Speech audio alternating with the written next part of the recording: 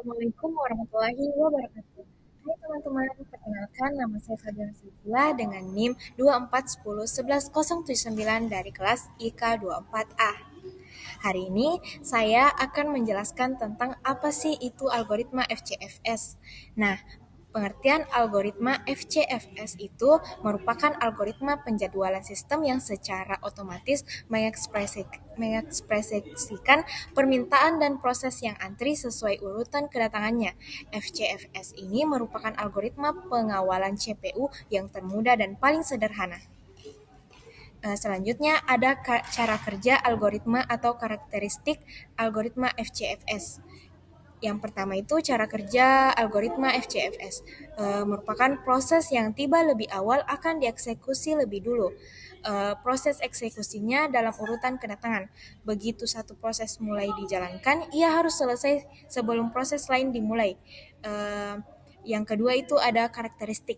Yang pertama itu non-primitif, yang kedua itu ada sederhana, dan yang ketiga itu ada antrian FIFO. Nah, selanjutnya ada kelebihan atau keuntungan algoritma FCFS. Yang pertama itu bentuk paling sederhana dari algoritma penjadwalan CPU lainnya. Yang kedua mudah diprogram dan yang ketiga pertama datang, pertama dilayani. Nah, selanjutnya ada kekurangan algoritma FCFS. Yang pertama itu, waktu tunggu bisa menjadi lama untuk proses yang datang belakangan, terutama jika ada proses panjang di awalnya. Yang kedua, dapat menyebabkan konvoy efek, yaitu proses-proses cepat harus menunggu proses yang lama selesai terlebih dahulu. Dan yang ketiga, tidak efisien untuk sistem interaktif. Nah, di sini kita memiliki soal algoritma FCFS. Hitung nilai completion time atau CT, turnaround time atau TAT, waiting time atau WT, dan hitung rata-rata nilai turnaround time. Di sini ada proses 1 dengan arrival time 0 dan burst time-nya ada 5. Proses 2 arrival time-nya 1, burst time-nya 3, proses 3 ada arrival time-nya 3, burst time-nya 6, dan proses 4 ada arrival time-nya 2, burst time-nya 8, dan proses 5 ada arrival time-nya 4 dan burst time-nya 10. Nah, untuk menentukan completion time-nya itu kita harus menggunakan diagram Gantt chart.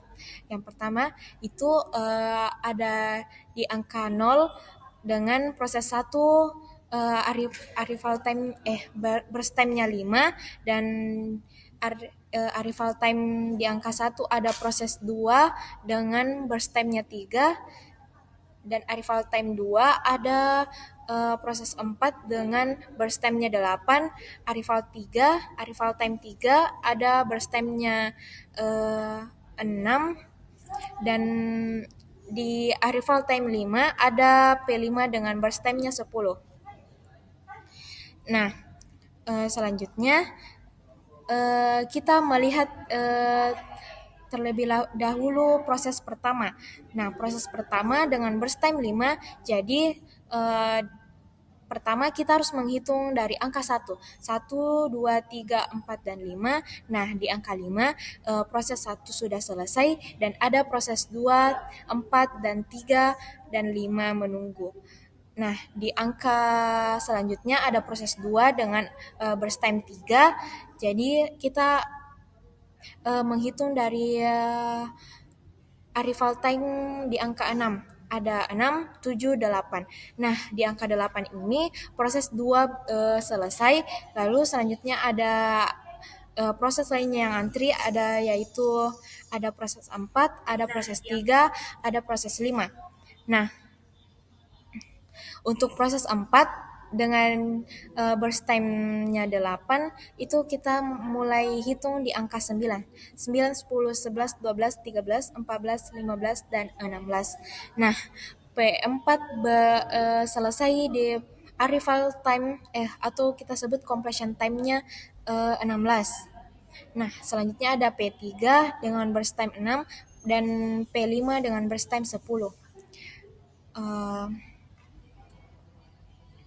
Selanjutnya itu di sini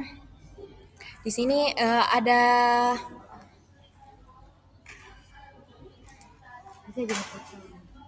Nah, di sini ada proses 3 yang selesai di angka 22. Nah, selanjutnya sisa P5 dengan burst time 10. Nah, P5 itu selesai di angka 32. Nah, completion time-nya kita isi dengan angka 5, 8, 22, 16, 32. Nah, untuk mencari turnaround time dan waiting time, kita menghitungnya dengan rumus. Di sini saya sudah menulis rumusnya. Eh,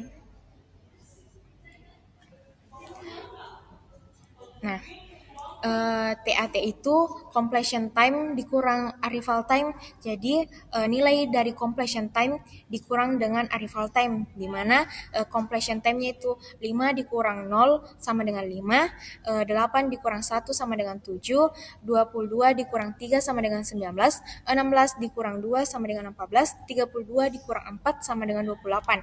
Nah, waiting time, untuk mencari waiting time-nya juga sama, tapi di sini kita menguranginya berbeda. Di sini kita menguranginya dengan turnaround time dikurang burst time.